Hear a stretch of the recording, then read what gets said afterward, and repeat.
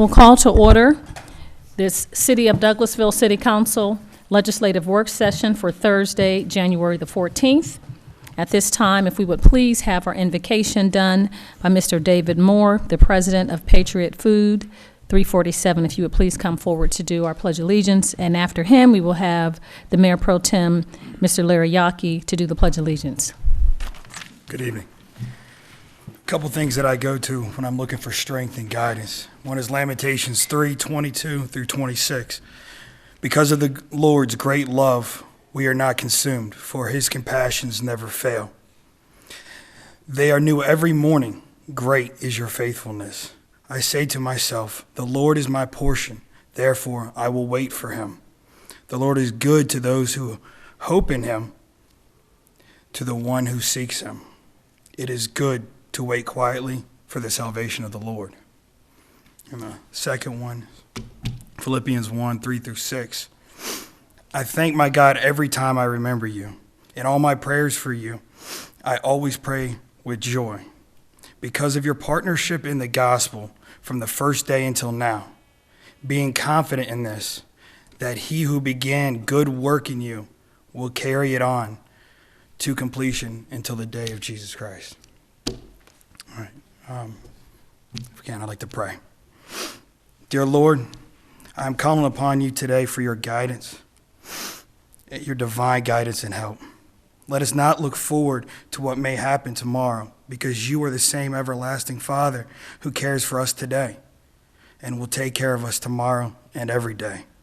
We give thanks to you for leading this group of individuals to come together as the body of Christ and reason as just men and women.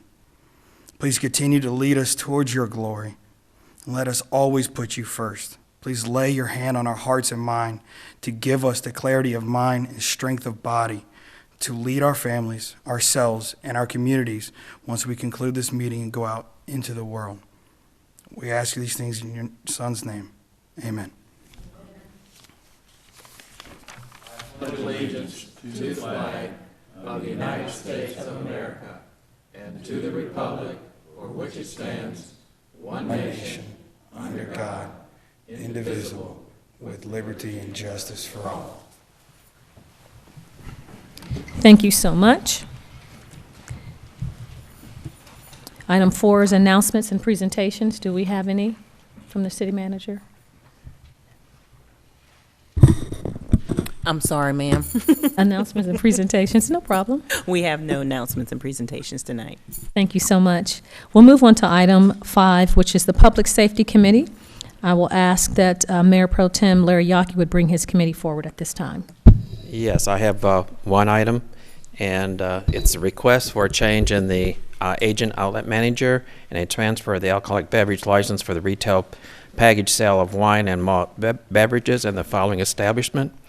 Current licensee is Guri Trading Incorporated. Proposed licensee is Masha Food Incorporated, doing business as Exxon Food Mart, located at 3112 Bright Star Road. Current outlet manager is Shida S. Shatankumar. I told him at the beginning that I was going to have an issue with, with their names. The proposed agent outlet manager is for Bahiva Shah. The required investigation has been conducted, and the required fees have been paid into the city department, finance department. Could you please come forward, sir?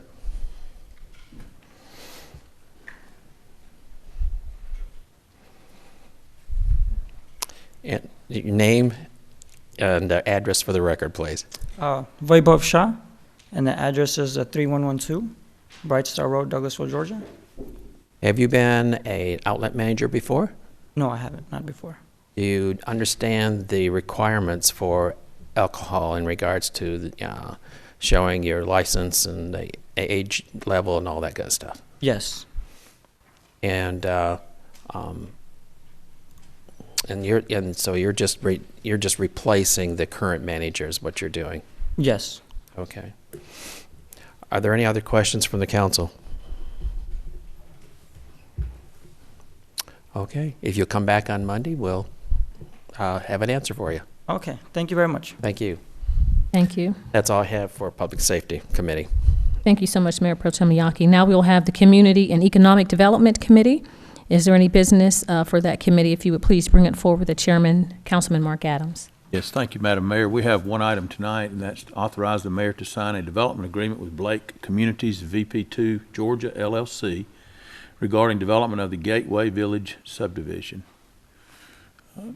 Ms. Hampton, I'm assuming that Mr. Fowler will be handling that. Yes, sir, I or am. presenting that. And Good glad to evening, hear. Joe Fowler, and Mr. Brad Willoughby, who is getting his sign-up sheet, will be here in just a moment for, well, I should say that in 2003, 4, or 5, I can't remember exactly when, this property on Highway 92 was rezoned for a single-family residential subdivision, and then as a result of market forces, the entire subdivision, like many in the metro area, but here in our county and in the city, went to sleep, and it is now what some people have affectionately called a PVC boneyard, though not quite that bad.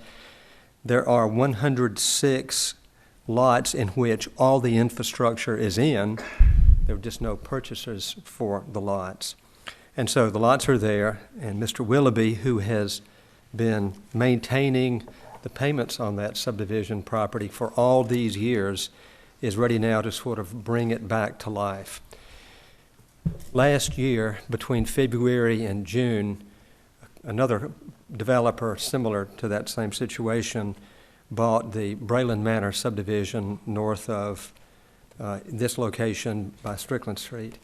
And the city entered into a development agreement with that particular lot buyer. There were 127 lots, and pursuant to that agreement, there was an understanding that building permits would issue on a staggered basis as that particular developer completed various amenities and other infrastructure requirements. There's already water, sewer in the ground. There's the base streets and curbing, but there, for example, is no amenity area, no pocket parks, and other things. The city ordinance for that particular subdivision is fairly comprehensive. I think the conditions of zoning were 2 pages long. And what Mr. Willoughby, who is now joined us, but Mr. Willoughby is requesting is that the council give consideration to the issuance of a similar agreement. The rationale behind it is not so much that they want to follow in the shoes of what somebody else has done and we want to do it too. It's that a number of those now silent subdivisions are sort of coming back to life because of changes in the market in general, and the issue is what to be done about that. So I have met with Marcia and Susan. I've talked to several of you and prior council members about this particular situation. And the fortunate thing for Mr. Willoughby is at this point he has somebody who wants to buy the lots. So it's one of those free at last things for him. But there need to be arrangements made similar in nature to what was done before with respect to the D.R. Horton development agreement. Not that it needs to track it exactly, but it's just the city agreeing that because there is, I say very respectfully, there's a gap in the ordinance. And the gap in the ordinance arises from the fact that it's not that anybody did a bad thing when they were writing the ordinance, but nobody anticipated that once you got final plat approval, 10 or more years would go by before people actually came to build on those lots, which means all the bonds have expired. And under those circumstances, assurances need to be given to the city that the developer is going to make sure that all the things on the zoning approval are done. Well, the bond for this project for all of that would be over $500,000.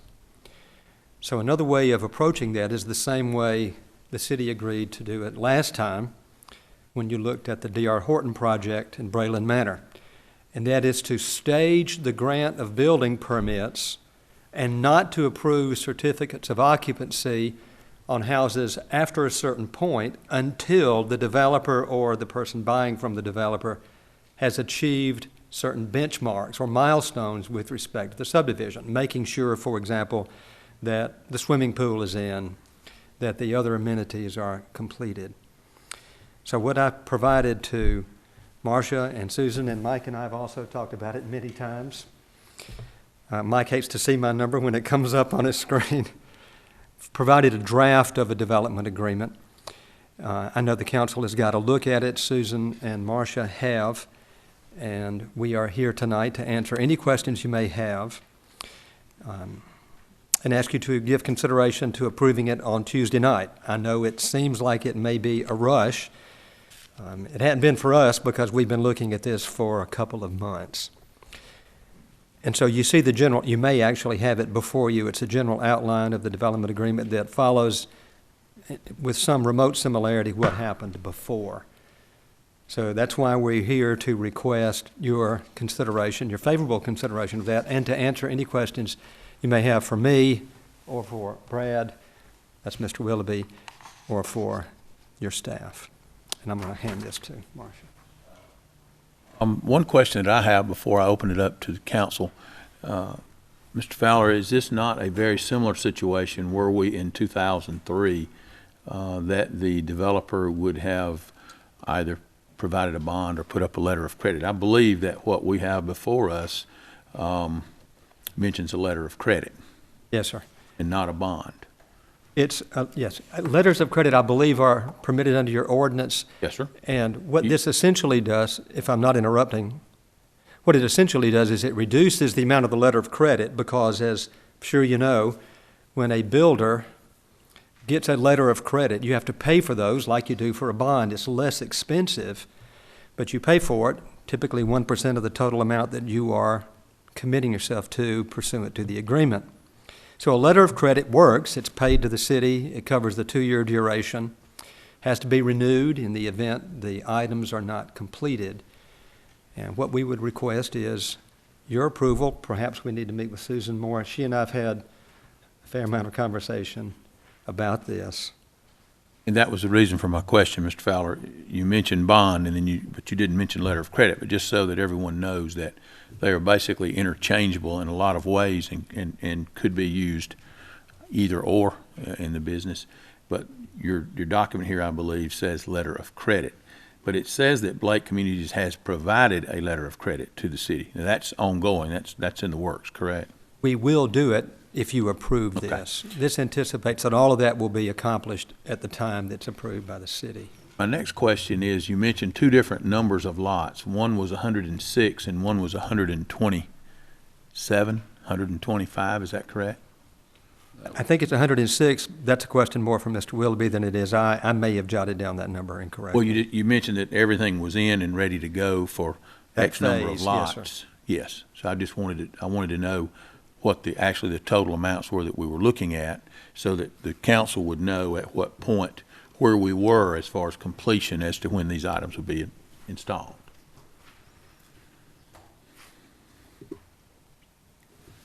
Bettler may have a good idea about that. This is Mr. Brad Willoughby, who is the proud owner of this property. How are you, Mr. Willoughby? State your name and address for the record, please, sir. I'm Brad Willoughby. Address is 6303 Farmview Drive, Ackworth, Georgia, 30101. Thank you. There's 106 lots that were phased, first phase, that were completed, that are ready to be built on, sewer and everything. The second phase of the subdivision, or second and third, depending on, it hasn't been touched yet. So it hasn't been developed as far as anything, it's raw land? Yes, sir. Okay. Yes, sir. So conceptual drawings yielded possibly a 225 lot total, so there may be 119 give and take depending on how the topography lays out and rock that we've dealt with. Okay.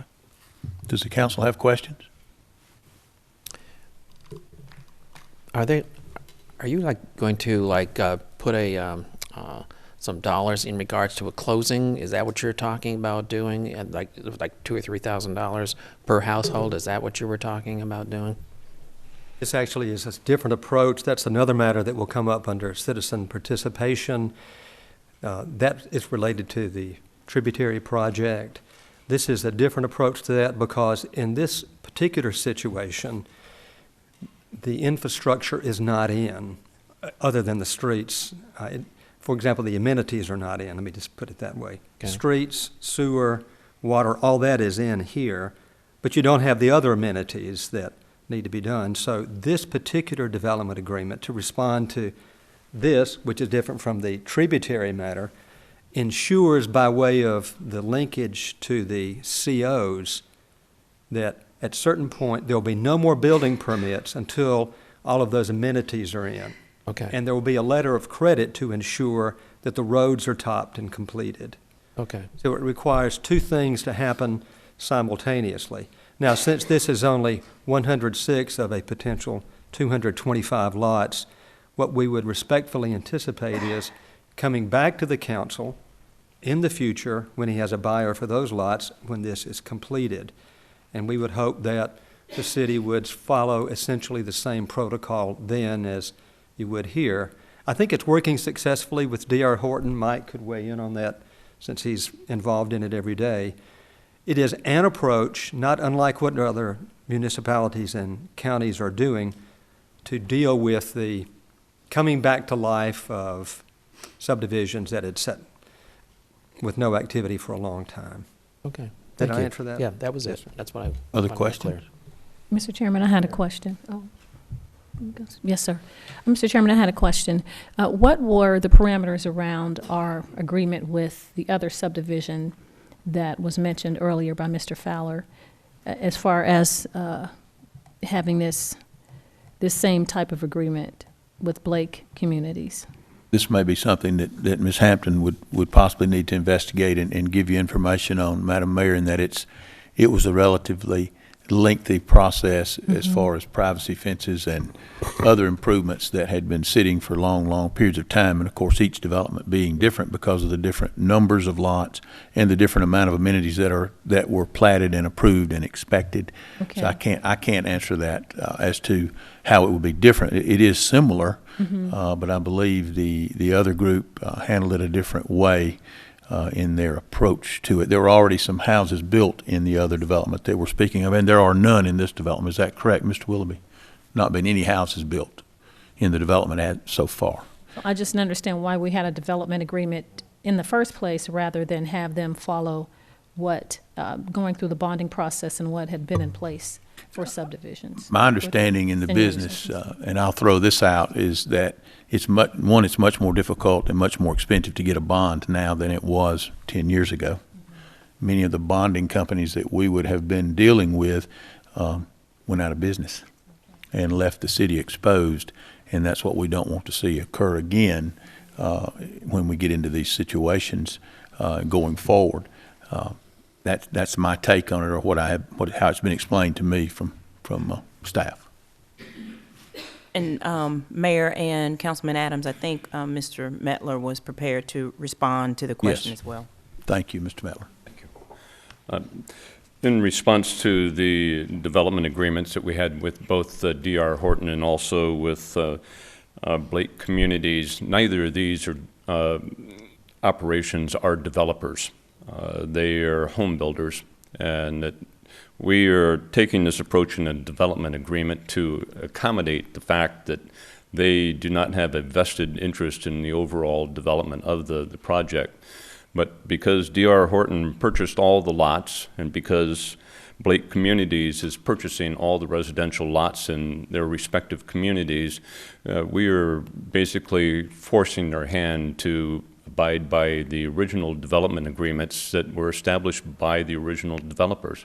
Fortunately for us, both corporations have agreed to follow our request. Obviously, it would be very difficult for the city to encourage development if we didn't show some kind of compassion and leniency and appreciation to the fact that we have two building groups that are investing in our community. I have gone along with Mr. Fowler with numerous meetings hammering out details on both agreements. I'm very comfortable with the agreement that is before you now. It was through a series of 6 or 7 meetings that we finally arrived at the markers or goals that were established in this agreement in order to provide certain amenities and show that this community has got something other than just streets and houses. So I'm very happy that both the Blake Communities and Mr. Brad, I've Willoughby. had a mind lapse here with Brad. But at any rate, I feel good about this. And this development agreement, the bulk of it will be covered in the first phase. We have an exception that tennis courts will be in place by the 125th home, which will be set in the second phase. Any other questions of Mr. Mettler? Any other comment? Yes, sir, Mr. Chairman. It's for Mr. Fowler and the developer. I'm sorry? You excuse me, thank you.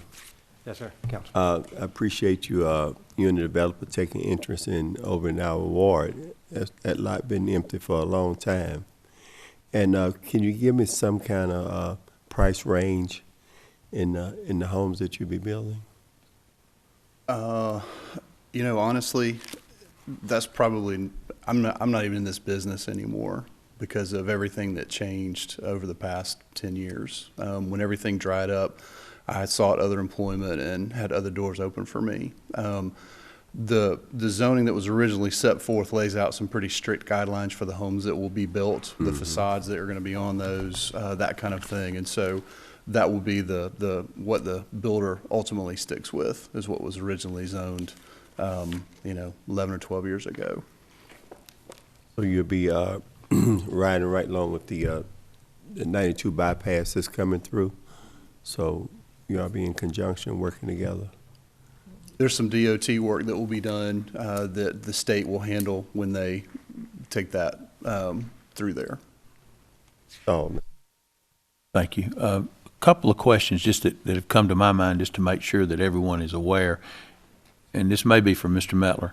Mr. Mettler, the amount of the letter of credit, will that cover the amount that we all agree to? Will that cover not only the infrastructure as far as streets, sidewalks, so forth and so on, but also any structures as far as water and sewer lines and things of that nature which may have had problems? Those were never turned over to the city, and it was never dedicated to the city. Is that correct? That is correct. The stormwater and sewer and water systems are property of the Water and Sewer Authority. There is an active maintenance bond on that system, and it will be maintained. As far as the other letters of credit, that covers solely the street paving, sidewalks, and whatever treescape that is involved with this project. Well, my concern there, of course, is that we don't get to the end and then there be some structures that were not covered, and then we have to step in order to make those citizens whole after they've purchased the properties. I just want to make sure we don't get caught in that situation again as we have in the past. That's all. Mr. Fowler can answer that. Yes, for go you, ahead, sir. Mr. Fowler. Mr. Willoughby was just pointing out, there have been two buyers looking at this subdivision. Blake Communities is the one that's now signed the contract, but they, during their due diligence, tested all of that and everything checked out okay in terms of water, sewer, storm drains, and so forth. Thank you. So hopefully all that's resolved. Thank you. Mr. Adams, Yes. what the proposed agreement says the letter of credit covers is the streets and the sidewalks. The incentive to get the amenities built is the holding back of building permits. The letter of credit does not cover the amenities. okay. However, that letter of credit, or that would, correct me if I'm wrong, that would have to be dealt with through the Water Sewer Authority as far as getting their approval. Is that correct? That all of that is complete and they would accept that? Their portion is complete for this phase. Okay. There has been no improvements at all for phase 2 or 3. Understand. Thank you. Is there anyone else who would like to speak concerning this? I have a comment. You just stated that the first phase has been completed through the Water and Sewer Authority. So what about the additional phases? How will that be handled? We're not completely out of the woods with the first phase. We have to bring the final plat before this group for approval, but in order for us to get to that point, Blake Communities is asking for this development agreement. This is the assurance that things will be proceeding as they had planned. They are with the agreement. They will complete their financial purchase of the land. At what point, that's when the letters of credit, proof of ownership, and all the other requirements for final plat will be brought back before this group for approval. So those safeguards are in place prior to our signing a final plat? That is correct. Yes, okay. I'm sorry, I'm a little lost here. I haven't had any time to review this. What are we actually changing on this? What are we doing here? Okay. What Blake Communities is looking for is an assurance that what their plan for development, the phasing of amenities, without the responsibility of purchasing a bond or issuing a letter of credit for all the amenities plus the streets. I mean, that ties up a lot of money. So in lieu of having a bond or a letter of credit, this agreement establishes that they will put in the amenities, that the first group of amenities will be established after 25 homes have been built. I believe it's the walking trails that are required in the community. The next group involves the placement of the recreational field and the play structures in the main center. And that comes about.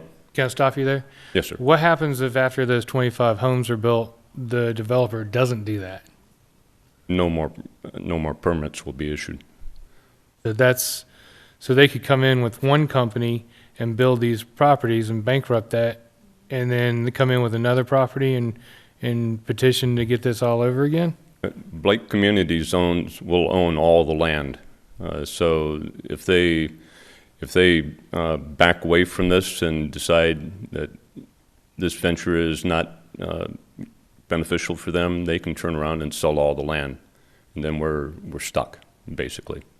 Well, that's what concerns me. I mean, we've had communities come in here and fill up this room with complaints about builders not doing what they've said they're gonna do, and when you turn around, we're the ones that they're looking to.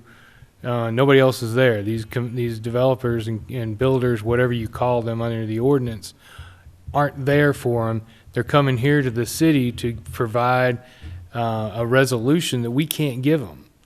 So us changing, we need to be very careful about what we're allowing to happen and what we're agreeing to, because there is no guarantee that the developer, builder, whatever you call them, is going to come in and do this. And if they decide not to, we're stuck with it, and we're stuck with folks who are very upset, and we're stuck with a depreciating value that the city's going to have to wind up dealing with down the road. I'm very leery of these changes. Mr. Fowler? Blake is going to have to put up a letter of credit for finishing all the streets, that is the top coat in all those streets, for that entire 106 lots. So if they walk, the city could at that point call the letter of credit and have the cash to finish the roads. Furthermore, they'd sell the lots to somebody else, let's say after 25, and then the 781 additional lots would be subject to a development agreement, and they would not get any building permits until they completed what Blake had failed to do. And if the next builder came in and did 50 lots, then they would not get any more building permits until they finished what this agreement requires.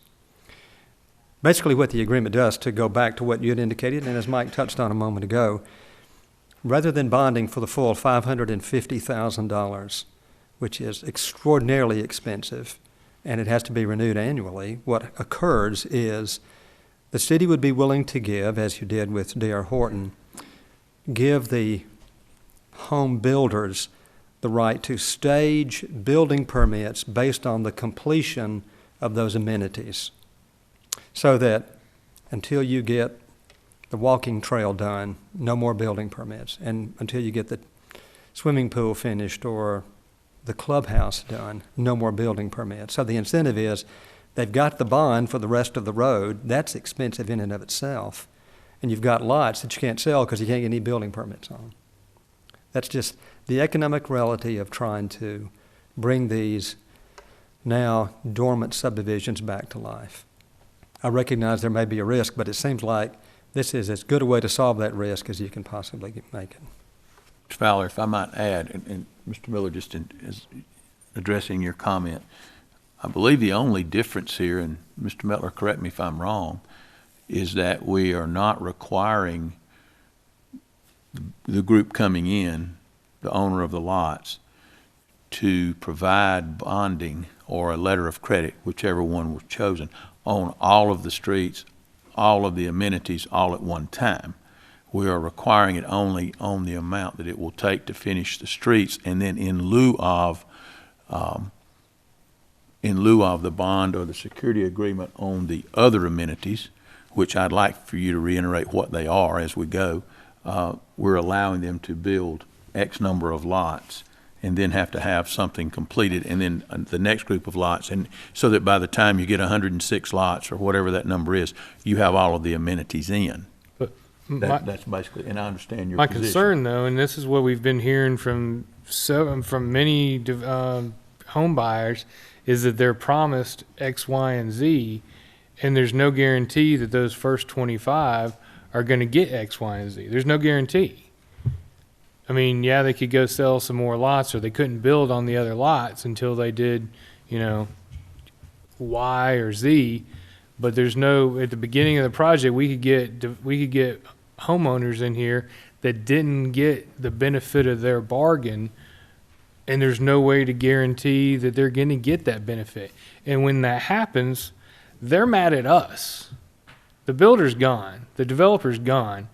We're the ones with the X on us because we can't satisfy them and give them the benefit of the bargain.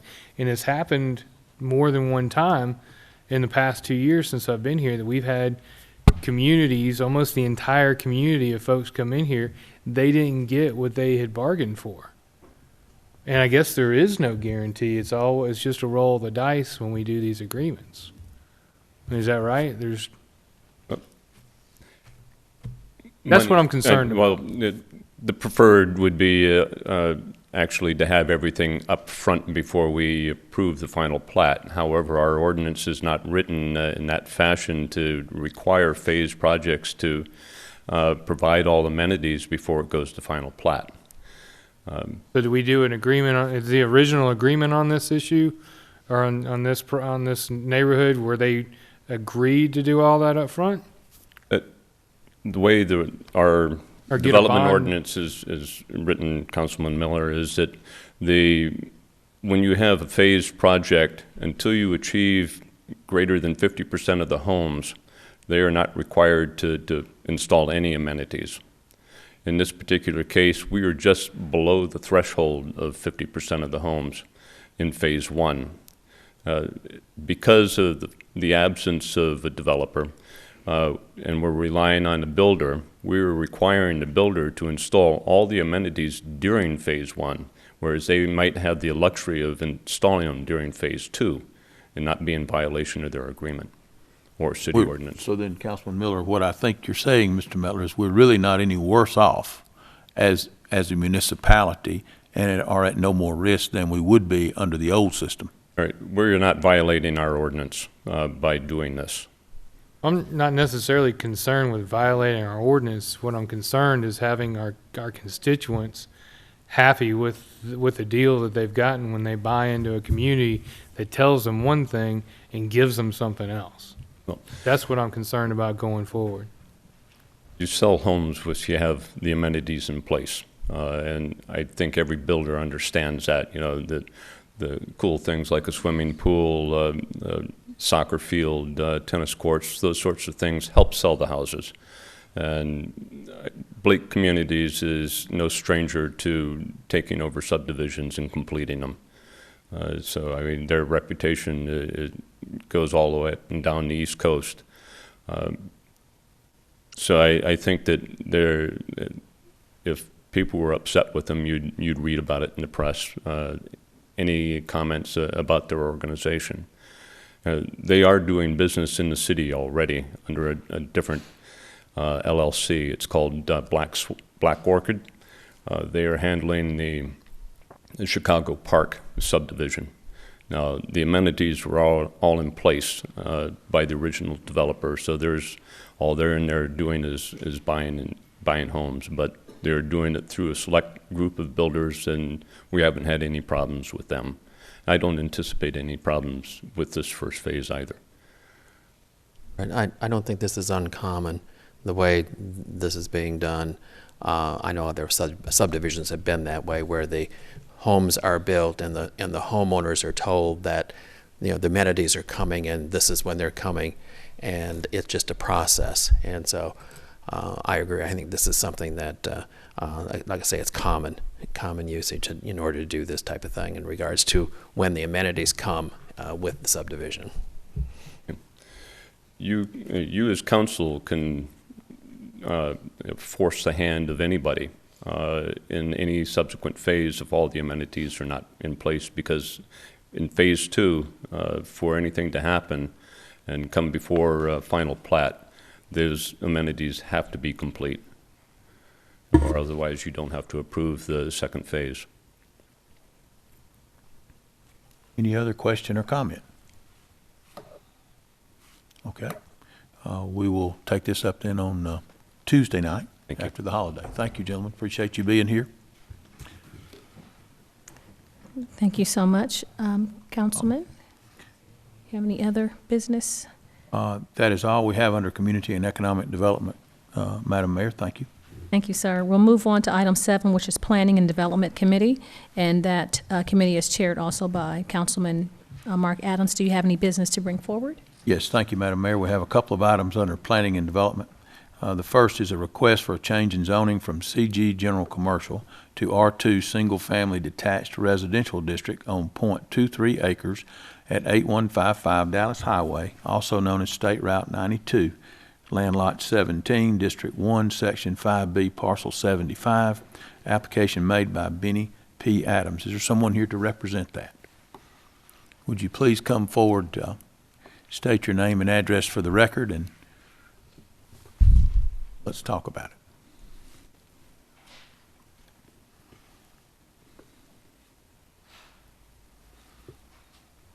How are you? My name is Benny P. Adams. P is for Pearl, and that's spelled with an I-E at Benny part. Okay. What is your address, Miss Adams? 6801 Birch Road, Winston, Georgia. You need zip code? 30187. And I'm here to request an addition to the house that's on 8155 Dallas Highway. It's an old home.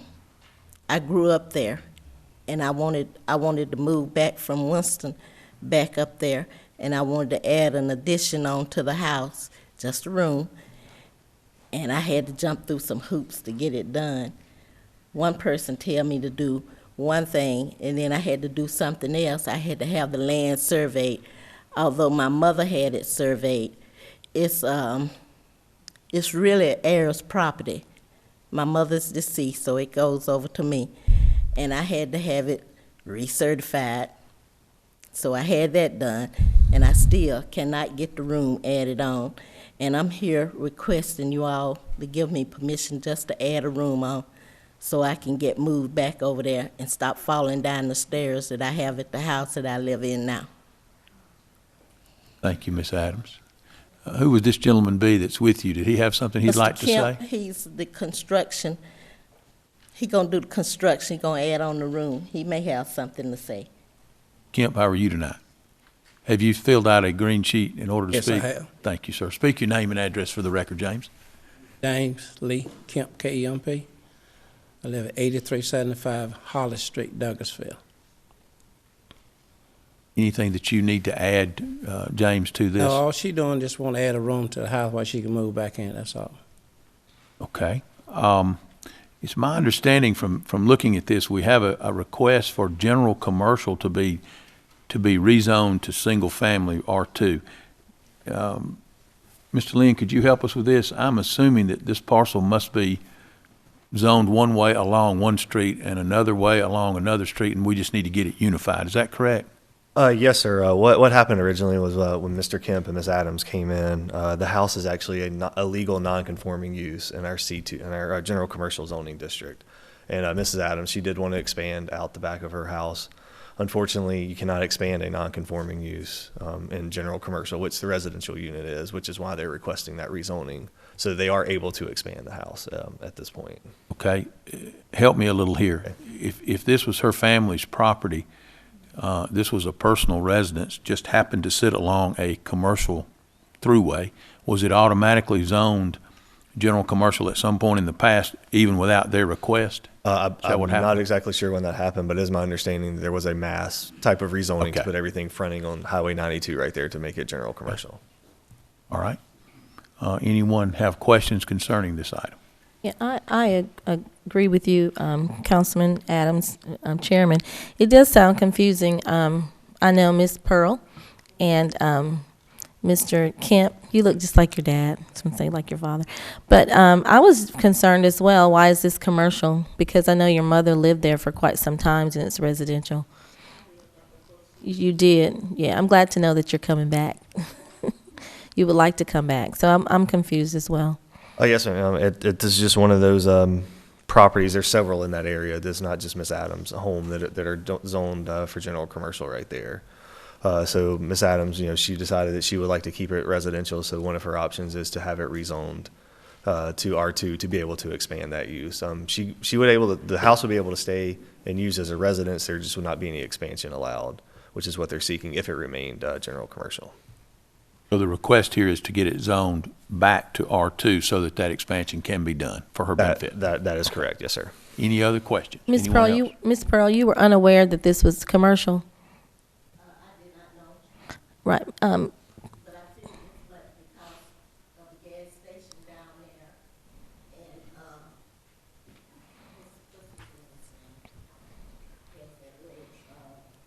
and, 92 Social is down there, and I figured that, yes, it's commercial. Right. Mr. Chair, Councilman Adams, I'd like to, just because we brought that up, because there are other houses on in that corridor, I'd like to ask our mayor and city manager if we could just do an inventory study. I'd like to see if there are any other houses that are zoned commercial, that they're residential, because in the future, there may be commercial that may want to move in and the homeowner may not know that. So I wasn't sure. I mean, I didn't know that until this came up. So it won't be a problem in the future. That's a good point, Councilperson Burdanley. I'd like to ask our attorney, our city attorney, if he would expound upon that just a little to maybe give us some explanation as to how that occurs Sure, up and thank down you. a major thoroughfare. I agree. Thank you. Most of the time when you're doing zoning maps on major thoroughfares, most of the property on going out west on 78 and going east on 78, you've got probably a half mile of stuff that's zoned commercial. It doesn't mean if somebody's living there, they'll have a non-conforming use. They don't have to move out, but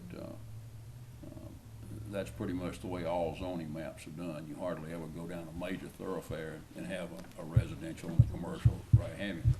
All the people that have residential that are living there probably don't want their property zoned back to residential because it's worth something commercial, they'll get tired of it. Does that help? Yes, I own Mr. a Kemp. property next door to hers, at 8145 Dallas Highway. I own that property there.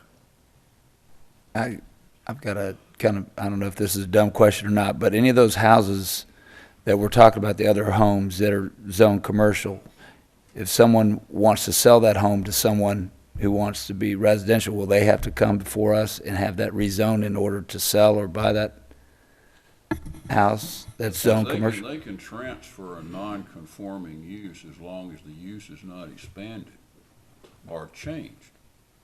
But by the same token, if somebody has a house on a piece of commercial property and they sell it, the guy that buys it doesn't have to come up here and get anything rezoned to use it for commercial as long as the property meets the acreage requirement. So it cuts both ways.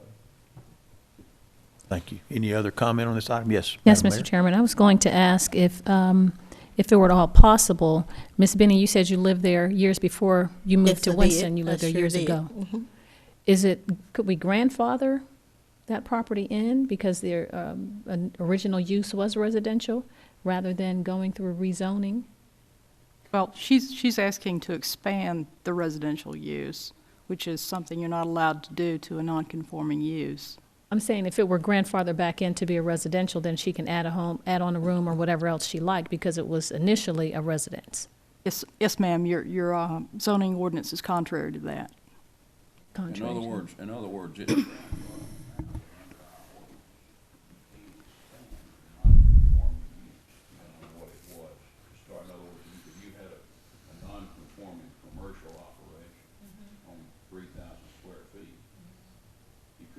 out to 5,000 square feet. I see. See what I mean? So Yes, sir. she's grandfathered as to what she's got, but she's not as to the additional room. Okay. So this is the roadmap we must take then in order to accommodate her doing this addition. As confusing as it is. As confusing as it is. Any other comment? Thank you all for coming. We will take this matter up on Monday night. Appreciate it very much. Next item, request approval for a revised final plat for the purpose of combining parcels 001701-5B075 and 001701-5B077, located at 8155 Highway 92, Dallas Highway, in Land Lot 17, District 1, Section 5. Application signed by Benny Adams. Mr. Mettler, you're here, I'm assuming, to further, hopefully, explain the situation. Second part. Because of the property setback lines, regardless of the zoning, the addition would encroach on that setback. So Ms. Adams is selected to combine the two lots to give her the appropriate acreage to expand, and if she chooses to add more to the house, she'll have the room with the added lot. Basically, another house cleaning item or housekeeping item in order to prepare for the expansion. That is correct. Any question of council concerning that? Any other comment from anyone? Thank you, Mr. Mettler. We'll take that up on Monday night. One other item, request for special land use permit for kennel, pet grooming, or training for 4.89 acres, zoned CG General Commercial at 7377 West Strickland Street, Land Lot 191, District 2, Section 5, parcels 27 and 82. Application made by Dale Mitchell Enterprise, LLC. Is there a representative of that company here? Come forward, please. State your name and address for the record, ma'am, and have you filled out the green sheet? Thank you very much. How are you? Elizabeth Mitchell, 91 Boyd Road, Villarica, 30180. I am the owner of Critters Country Club. We already have a special land use permit, but the city requires us to renew it every year because I have live animals there. I'm asking for the renewal on it and also maybe getting a permanent. We bought the land. We're not going anywhere unless y'all kick us out. So we're kind of, want to stay there and every year coming back, I have to get somebody to run the business so I can be here and all of that. How's business, Ms. Mitchell? It's a doggy daycare boarding. How is business? Pardon me? How is the business? It's great. Doing well. Good. It's awesome. Good. I'm bigger and still turning down people. Wow. I'm familiar with the location there on West Strickland, across the railroad, basically from the Ralph's Easy Shop, as it was known for years. Is everyone familiar with that? I am familiar with the property as to the previous owner. So you have purchased the property. You are the owner. Yes. Okay. Any questions of council concerning this? Yes, sir, Mr. Chairman. Ms. Mitchell, how, your special land use permit, what is the extension of time rather than coming annually would you like for it to state? A time frame? I would like it to be permanent, but I'll take anything besides coming every year. Thank you, Mr. Chairman. Yes, sir. Go ahead, Mr. Yakin. It's normally, 2 years? It's as far as we can stretch it out. What will our ordinance allow us to do, Mr. You can Buford? make it permanent or put any duration on it you wish to put. I would like to suggest that we seriously consider simplifying this process, especially when you have someone coming before us that is an owner who has a vested interest. I don't see the need, if you are in compliance with the zoning, if you own the property, you're operating a business, you have no complaints, I don't really see the need for putting the property owner under that duress or that expense, so long as there's not a problem with improper zoning or improper usage. Now, if you change the usage of the property and it's not something that would conform, then you may have to come back in. Is that correct? Yeah. How does that line up with our ordinance, Ms. Littlefield? If you make this special land use permit without duration so that it has no end point, it will remain with the property until the property is next rezoned. Thank you. So Any other if she sold the property. Yes, sir. Zoning is not personal to the owner. It remains with the property. Okay. It wasn't ownership change, it was zoning change. Right. That would be when And you'd of have course, to come you back. understand that the SLUP is for an additional use. It doesn't take away what the property can do under CG. Okay. Any other questions? Are there any licensing compliances that you have to abide by outside of the city of Yes, Douglasville? I'm governed by the Department of Agriculture. They come in and inspect my property at any time to make sure that all the dogs are well taken care of and everything's up to code. And that report does not come to the city of Douglasville, so no, of course it wouldn't. So if there was ever a problem, we would know that, right? We would or would not? Would not. I would assume if there was non-compliance, would they not automatically send us a copy of the report? They would shut me down. Right, but I mean, it wouldn't come to us. It's almost like a child care center. They're licensed by right from the start. So if there's anything in compliance, not in compliance, they wouldn't call the city and say, hey, you just want to, right. Any other comments? I'm good. If you'll come back on Monday night, we'll try to take care of this for you. All right. Thank Tuesday you very night. much. It's Tuesday. Tuesday Thank night, you. that's right, holiday on Monday. Thank you. Madam Mayor, that's all that we have under that committee. Thank you. Thank you, Mr. Chairman. We'll move on to item 8, which is Parks and Recreation Committee. Chairman, Coach Chris Watts, do you have anything? No business at this time, Madam Mayor. Thank you, sir. Item 9 is Finance Committee. Mayor Pro Tem, Chairman Larry Yockey, do you have any business, sir? Yes, I have one item, and it was a tabled item from December 21st, 2015. It was 24-15-27, and it's authorized the mayor to sign a 3-year lease with Riley's Early Learning Academy Incorporated for city-owned property at 6625 Brown Street for a monthly rental amount of $1,000 with the tenant to pay utility costs and with the tenant to release any claims against the previously paid utilities or rent for the property. I hear you have some questions for us. Good evening. Yes, I was in the Hello, congratulations. I was in the 5 o'clock meeting. Name and address for the I'm sorry, Tori Brown, 5090 Roxton Lane, Douglasville, Georgia, 30135.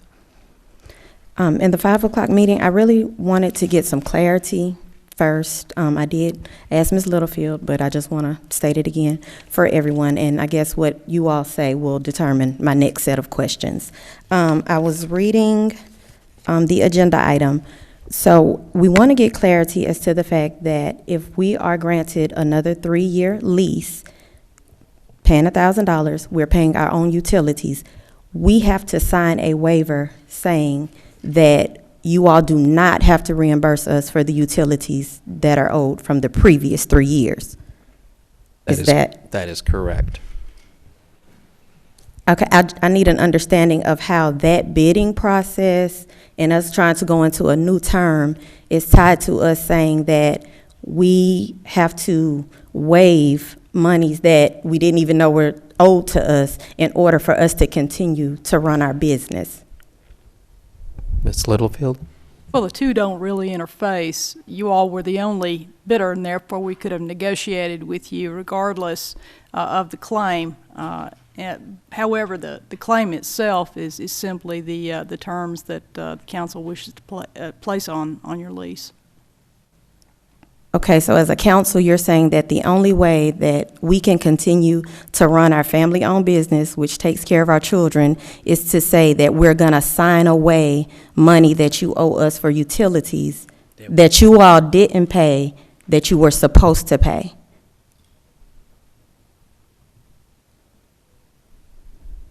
Who recommended that?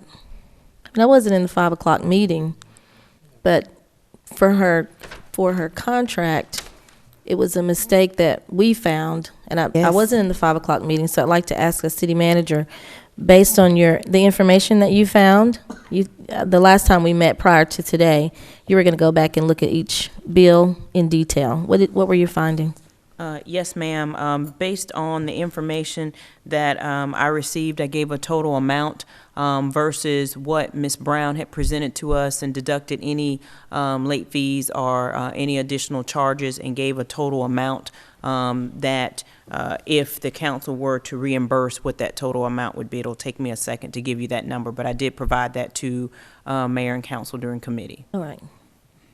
And the previous rent was $1,500 a month versus $1,000. Okay, so it was 15. After the third year, the first year was 1,000, and then it would go up to 1,200, and then it would go up to 1,500. I guess our concern is why would it be tied? Why would we have to sign away that in order to be granted to continue our business? If we've I don't. done everything that we were supposed to. One person at a time, and we don't know your name and address. I'm sorry, go ahead. Tavaro Brown, this is my wife. I live at 5090 Roxton Lane. I'm the director at the school. Okay. We give some. One person at a time now. No, he go ahead. Okay. I'm sorry. We give a lot to the kids in this community. I coach football, basketball. My kids play. We get a lot of kids that come to that school that just basically don't have direction. We help parents. We help these kids. We help the community. And honestly, when we bought this business, we bought it under false pretenses. We bought it from somebody promising us something that it was not when we got it. And we understand that that's the lot in life and doing business with people. You have to take that. But for us to pay almost $40,000 to a lady for this business, and then when we get it, we find out that she's already pawned all the stuff that we paid $40,000 for. That was the first hiccup. That was not you all's issues. That was our issue. We should have did our homework. We should have done better.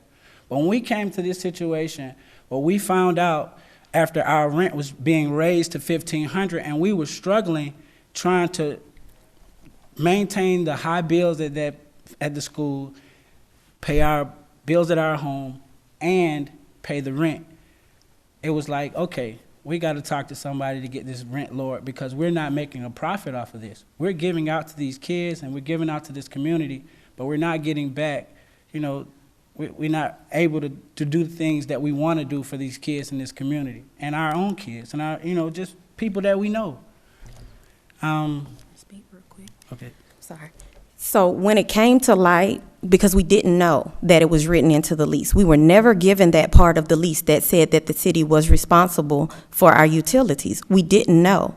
So when it came to light in the December meeting, obviously we were like, okay, so we went back and we gathered up the bills and we totaled everything. We in no way felt that we were being, out of order or malicious or anything by requesting a reimbursement of funds that we should have never paid out in the first place.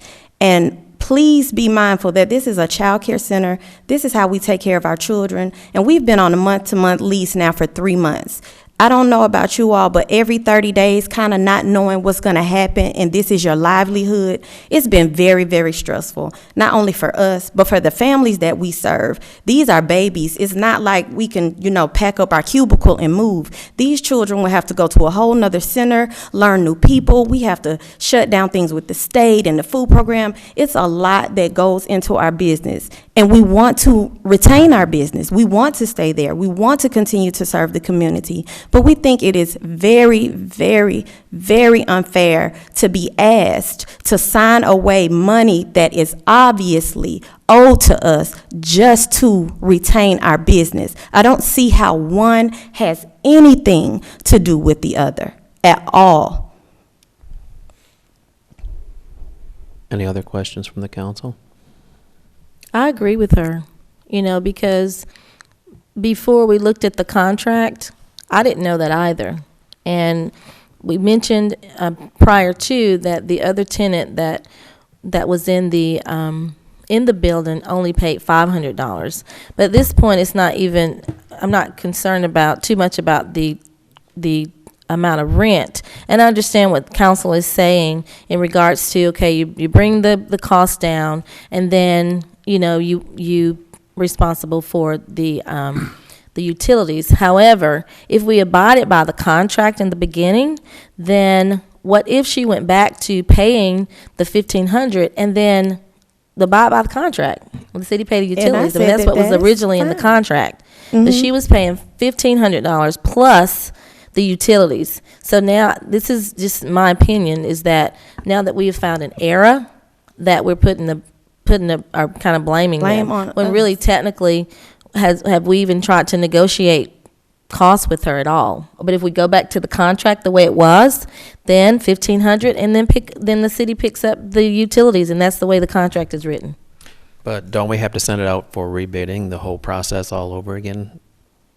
You can negotiate whatever deal is equitable with her now. She was the only bidder. You can simply withdraw the property from being rented and not rent it out at all, or you can negotiate whatever deal you would like with her. Mr. Chairman, I think we need to take another look at it. Yes, I think we need, I hate to give you another 30 days, but this council has got to make we've got to go back and discuss this. So let's go back into committee on Tuesday and discuss this, and please be there. Mr. Chairman? We can get your input. Mr. Chairman, I was going to just say, I'm coming, of course, at the latter end of this process and this agenda item. It seems like to me that, I don't know if any negotiations were done at all, but that in lieu of reducing the rent is like a forgiveness plan for what was owed before, the utilities. And so the waiver to have the utilities taken away really gives you leverage to have your rent reduced, so that you wouldn't have to pay the $1,000 and then go up the balloon payment to $1,200 to $1,500. So for the duration of that 3 years, you're really going to even out. I'm not certain if you'll even out exactly what was owed on the utilities, but that was the mindset behind what was done with the Finance Committee, is that you would lower their rent currently and sign a 3-year contract, and because of the lowering of the rent from $1,000 to $1,200 to $1,500 as a balloon, it will just stay $1,000, and the forgiveness would be done for the utilities of the mistake that was made in the past. Is that correct, Mr. Chairman? Correct. That's exactly Right. And, Okay. and if I can make a comment, and thank you, Mayor Pro Tem Yaki. I know I wasn't here in committee meeting, and typically I am. I am a council member and I do work full time. However, it is in the best interest of my constituents that I am present. Even if I'm not present, then I can still get information. I just want to make sure I clarify that with you. I think with the Rileys, and I understand what you're saying, Madam Mayor, is that it wasn't conveyed to her like that. Okay. It was not. I mean, from the committee meeting that we were in, it was just, looking at, there was an error. Mm-hmm. We talked about it. She's been present.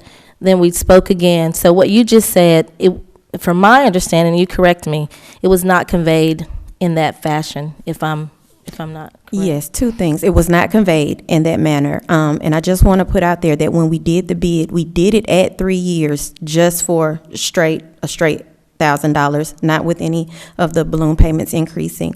And I just wanted to request, I'm not sure if this can happen, is there any way that we could sit down together and have these discussions? It's rather difficult when we have to come to a meeting and we can only listen to what you all have discussed, and sometimes we may be able to add to or kind of hash out certain things that might work for all parties involved. But it's our business and it's our livelihood, but it kind of seems like we're being left out of the loop a lot of the times, and we're only being brought in on the back end when somebody's ready to tell us what's going to happen, as opposed to working with us as business owners in this community.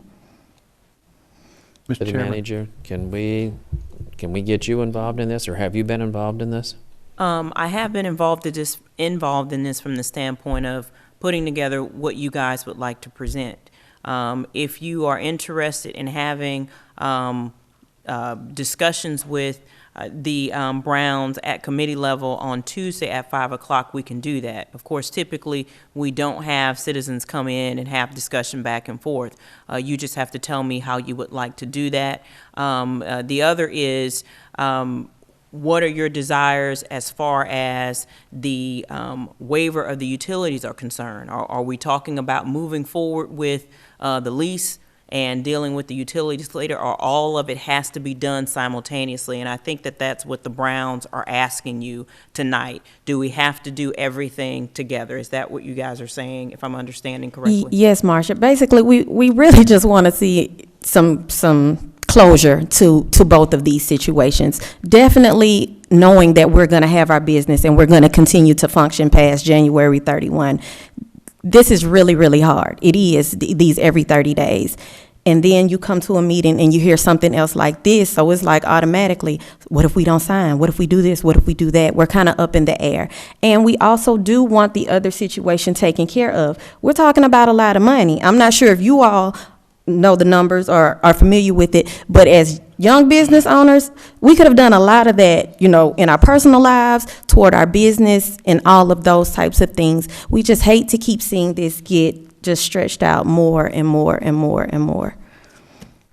And I do have those final numbers if you want those numbers. The total cost is $26,463.46, excluding any continuing ongoing utilities that I mentioned to you at the 5 o'clock meeting, if they were looking to recoup those costs.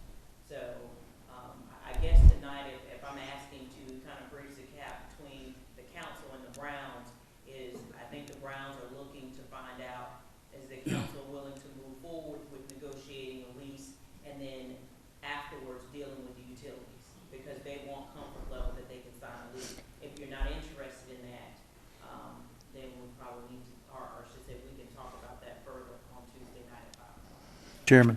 Yes. If I might interject something, I think that the two are directly related. And the reason I say that is you've gone into a renegotiation of a lease that has reduced the lease amount by 33%. And it's been, my information that's been provided to me is that any tenant in that building from day one has paid their own utilities. So when we are asked to reduce the rent by 33% in order to help the business survive during a situation where the traffic is affected because of the road project, and we agree to that, that's fine. But then to also be asked to refund the money and then the city begin paying the utilities for them, now you're speaking of a much larger, well, when you say abide by the lease, No. then that's what it is. No, We're not asking for the utilities to be paid. No, we want to keep it as it's been, because we've been paying our own utilities. That's what I thought. And so my point, Mr. Chairman, is if the only thing that is changing is going from $1,500 to $1,000 a month, and they continue paying their utilities as has been since day one, then I don't understand why there is a request if, regardless of what was put on paper, the lease was signed by someone originally, the lease was assumed by Mr. and Mrs. Brown. They had the opportunity to read the lease. The city had the opportunity to read the lease. There's been error on both parts, okay? If the utilities have been being paid and were being paid at $500, $1,000, $1,500 a month, then the only thing that we are doing is assisting them to reduce the rent during this slow time because of the road. I would think that there is a direct connection between, are we going to be asked to refund $26,000, $28,000 and reduce the rent, or are we going to keep the rent at $1,500 and pay this back? I think that's the question. So I believe that it is directly related, and we have to work all of it out at the same time in this particular situation. Thank you. Right, and Councilman Adams, I just wanted to make sure you and I are on the same page. And you're correct. It was an error on both ends. Unfortunately, it was an error that passed through the hands of many people at the city. We had the city manager, the finance department, the council, that no one picked up what was in that lease. And it's unfortunate that you didn't see it in your lease either. You never had a copy of it? I never had that. When we got the lease, they only gave us the amended portion of the lease. when we went back to review everything, what we discovered is that we only had the amended pages. We were never even given those pages. That is how it went for so long without our knowledge. So how did you initially get the lease with that in there? Miss That's Littlefield, strange. Miss Littlefield, and Mr. Osborne. Okay. So, just going back to what our city manager has stated, excuse me, I hear that you want to be assured that they're going to have their business, and then we still deal with the utilities. I would hate to see them locked, saying, okay, if you don't sign this, then you're going to have to get out of here, and these children. I think that we are smart enough to be able to speak with them, negotiate something, and then still put them in the lease, because we've been talking about this now since, what, October? Yes. If not before then, and it's been Yes. month to month. So you're standing on pins and needles wondering, what are we going to do with these children? And it behooves me to hear that you did not even have a copy of a completed lease. So I didn't know that. I apologize, I didn't know that. No, Well, that's that why was- I started requesting it after that meeting that night. That was between her and the previous owner. No, she's saying when she signed the lease with the city, she did not have that copy that stated that the city was responsible for the utility. She just got that. Is that correct? Could I tell this story from the beginning? Yes, please. What happened was that we were approached by the owners of a business called Vash Enterprises, and they negotiated with the city manager to rent this building. But they didn't know what their income was going to be. They didn't think it would be very much. And so what he negotiated was that they would pay rent based on their attendance, and there was a complicated mathematical formula about how much they would pay, and it varied from month to month. And one of the benefits they had was that the city was supposed to pay the utilities and do the repairs to help that business along.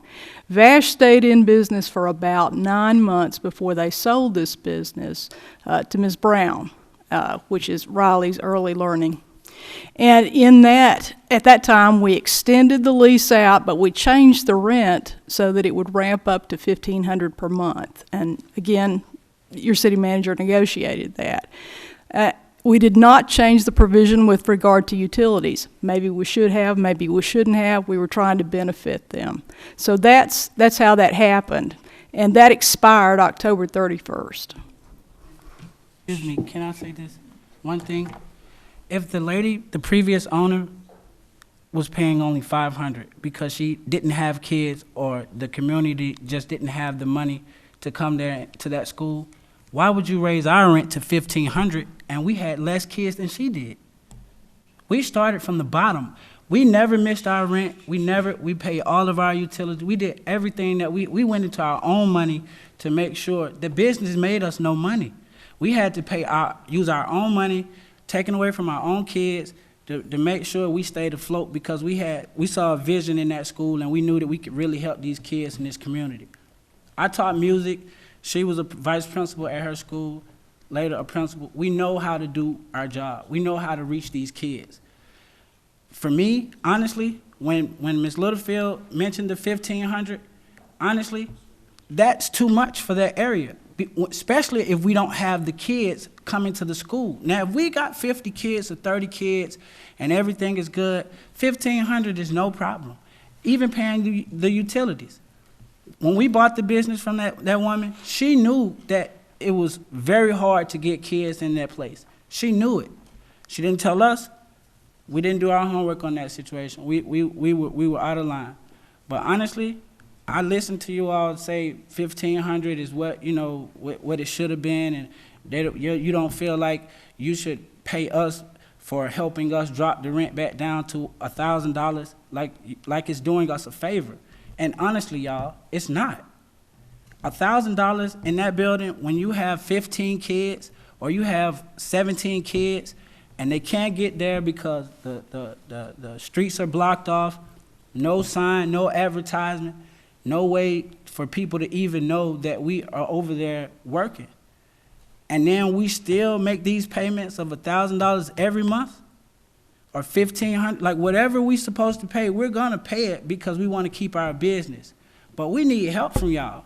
Like, it's not just about the city councilman, y'all make the decisions and decide who stays and who goes. We need your help to do our jobs. And if y'all help us, I promise you, we're gonna do great things in this community. Thank you. I'll make a recommendation, Mr. Chairman, that legal would talk with the Browns, and I'm not certain if it's your committee and you would like to speak with them as well, and being on that meeting with the city manager and possibly Councilmember Burdanley and Councilman Davis, since it's in their ward, to make a decision so that everyone feels comfortable, or as comfortable as possible. And if we can iron out some of those issues and come back and present something to the full council so that we can have a vote on it and move forward in this issue. I agree. Let's get together and we'll set up a meeting and discuss it. I would like a meeting prior to and then bring in the Browns. I agree. Thank you. Okay. That's all I have. Thank you so much, Browns. And we'll be Appreciate it. getting with you, okay? Thank you. Mm-hmm.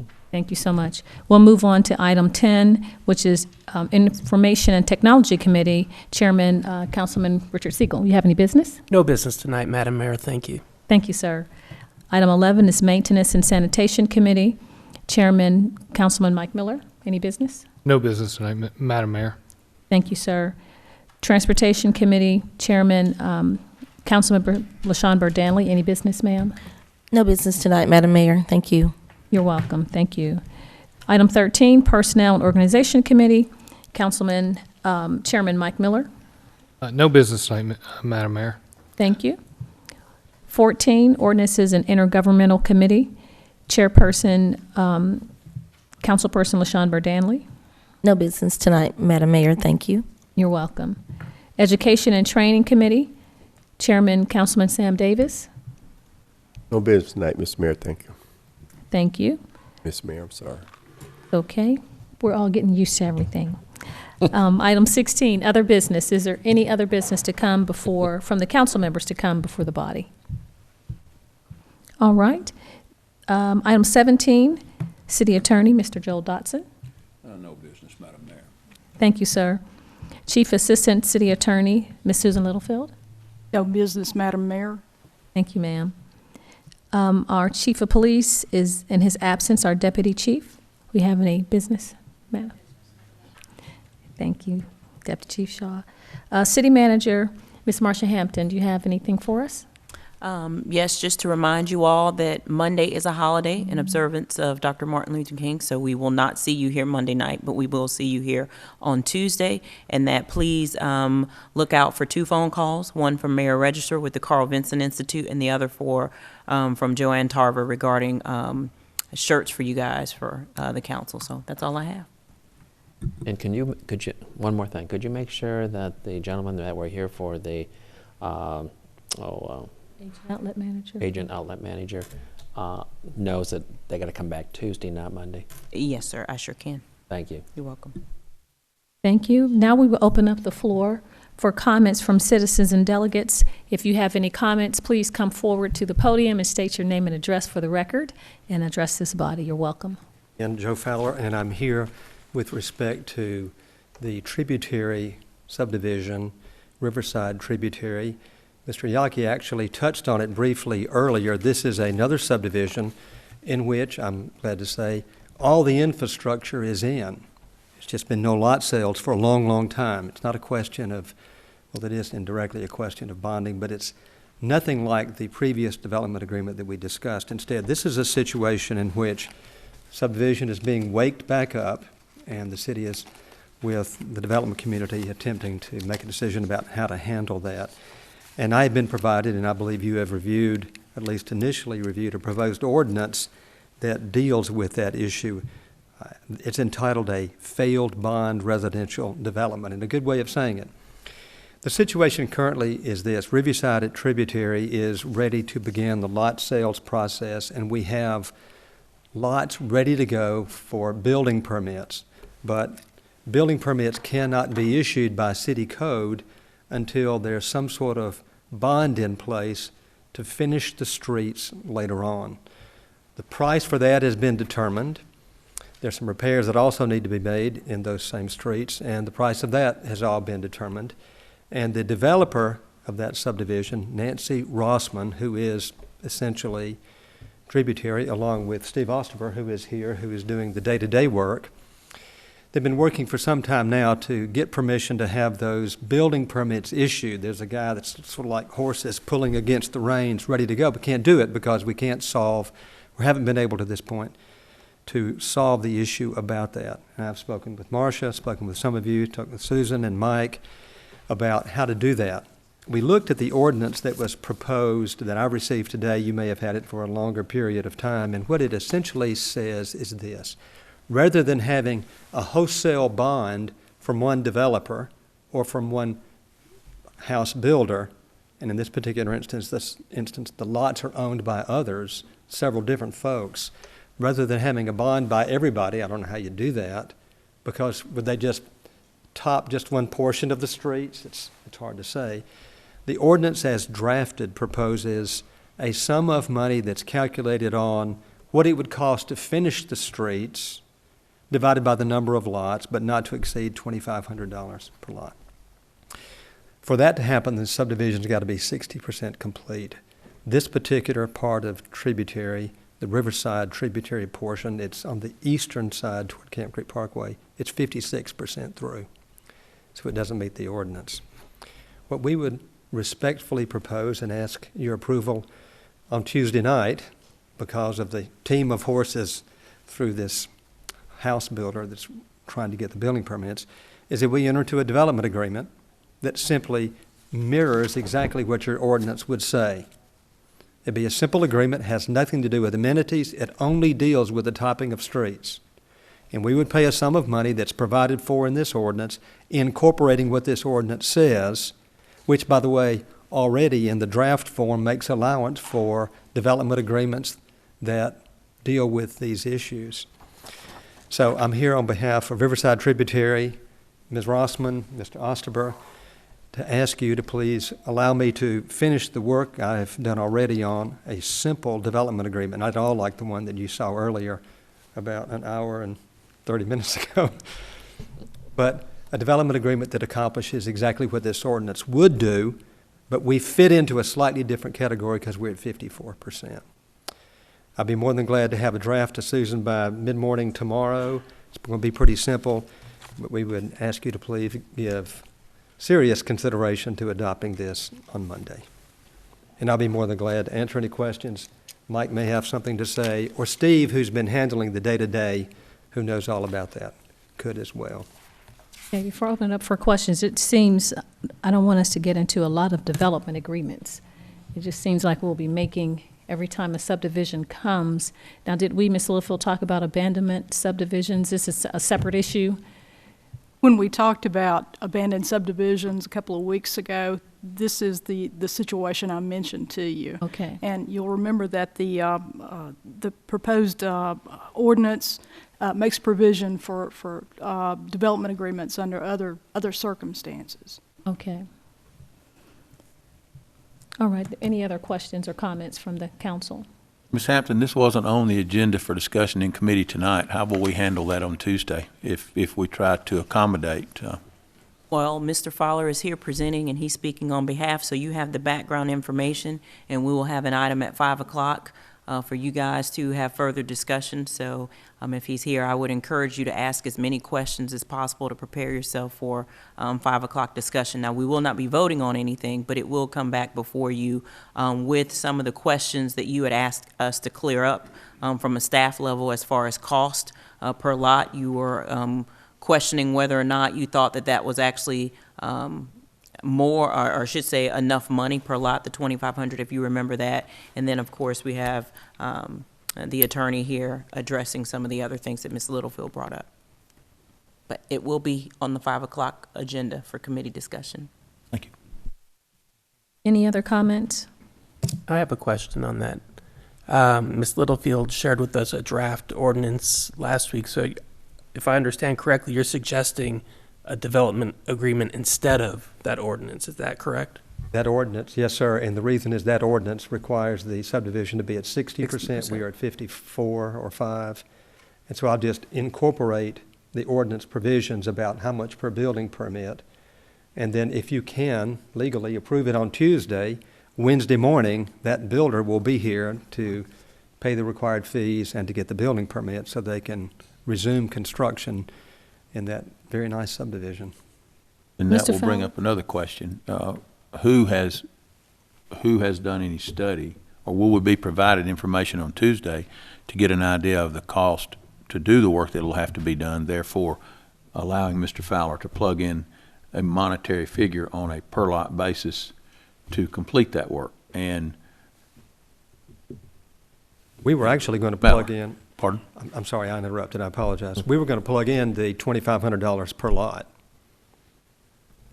Mr. Mettler, can you address that, just so we'll have the information we may need to discuss again on Tuesday?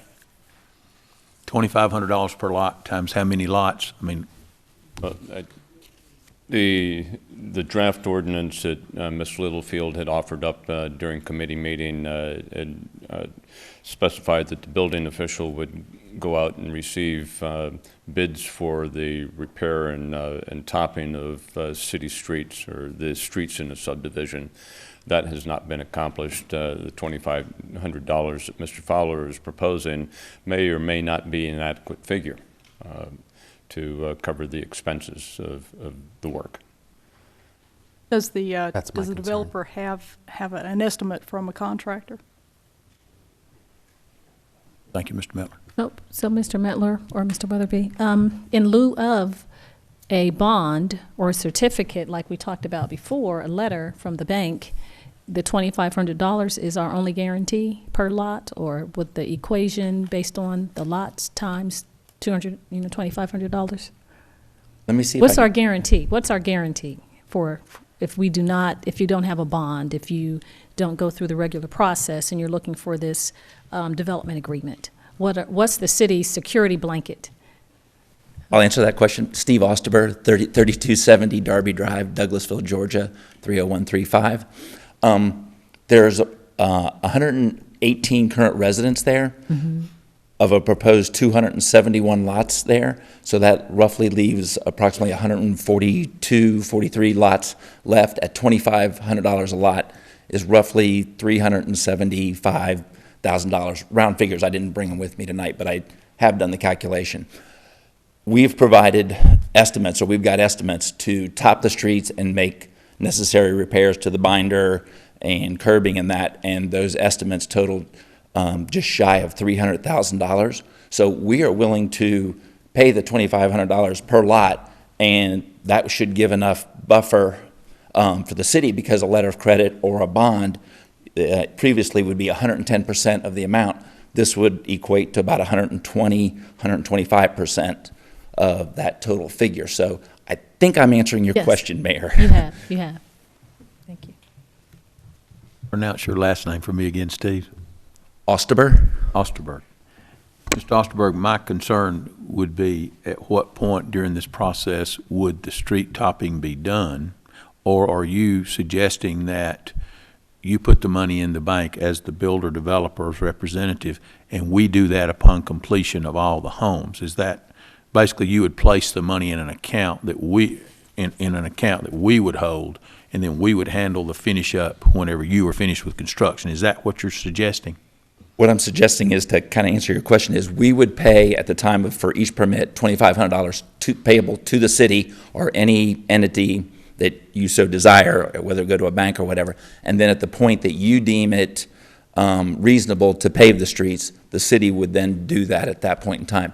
Your current ordinance, I believe, suggests that at an 80% completion point is about the right time to do topping, if I'm not mistaken. So we would just ask that somewhere around that point in time, or somewhere between 80 and 100. The problem is, if you get 95% of the lots built upon and residents there, and all of a sudden the last 5% happens to take another couple years, it probably doesn't make sense to wait that long for 100% of it to be completed, for the topping to be completed at that point in time. Does that make sense? Yes, sir. My concern is this, and I talked with Mr. Fowler at length about this yesterday. My concern is you've got 140 lots with no viable purchaser standing there waiting to purchase them, I understand. I believe you're going to be marketing the lots. They could be sold 5 at a time, 10 at a time, or potentially all of them. Is that correct? They're not under contract at this time. That's not correct. Currently, of the 142 lots, there are 55 that are currently under contract, and they would be taken down by that builder in stages, in 90-day increments from now on. 55 of them, which is a little less than, well, around a third. About a third, yeah. Okay. Well, my roughly. concern is this: if we take the money at $2,500 increments and place it in the bank, and then at such time as we deem necessary that it's time to do the topping, I don't know that with the time cost going forward, whether we're looking at doing this within a year, 2 years, 5 years, 8 years, 10 years. We don't know. That's out of our control. So my concern is that then the city would potentially be on the hook for improving, repairing, and bringing the streets back up to code with that final topping, plus any and all repairs that may have to be done after you've built the 140 houses on those streets as they are. And I shared that with Mr. Fowler yesterday in the back and forth conversation about it. I just want to make sure that we don't get into a situation again to where the city is there and has a shortfall in doing what needs to be done. And I don't know that we'll be able to solve that problem. I realize that, once again, Madam Mayor, we have a situation where we're trying to wake up, as Mr. Fowler stated, we're trying to wake up our development in our building industry and our community, and I definitely want to see that happen, but not necessarily at the expense of our city government and of the residents that are already there. So understand my concern. The 2,500 is a figure that's been thrown out. I'd like to know if that is really going to be enough to do it, and how long down the road. No one can answer before petroleum products begin to go up again and before labor costs go up again. So that's my only concern. I like the idea. I want to see it go forward. I want to see it be successful, but it has to work for everyone, in my opinion. Thank you, sir. And if I could just make another comment, is that the cost for the topping isn't for all the streets in Riverbanks. It's for about 2/3 of it. There's already been about 1/3 of it that already has topping on it in the community. So this would just be the remainder of the streets in there. And I'm just not to contradict you, I agree with everything you're saying, but the letter of credit or a bond that you would have, if you had to call in on that, you would still be responsible for it at that point in time, is my understanding. So I may be confused on how that works, but I think it's the same thing in my mind, and I could be wrong. So that's all. Thank you. Thank you so much. We'll put this on the agenda for Tuesday. Are there any other comments or questions or concerns about this item? Okay. Are any other comments from the audience? Okay. Staff reports. We'll move to staff reports. City Manager. I do not have a staff report tonight, but I will remind you I do need an executive session. Yes, ma'am. All right. If there aren't any other concerns, we will recess into executive session to discuss the personnel. We're not adjourned. Oh, I apologize. We'll adjourn the meeting at this time, and then we will go into an executive session to discuss a personnel matter. This meeting is adjourned. Oh, all those in favor of adjourning, please state aye. Aye. All those opposed? Somebody make a motion? Make a motion to go into executive session? Second. Okay, all those in favor of going to executive session, say aye. Aye. Opposed? Ayes have it. Going to executive session. This meeting's adjourned.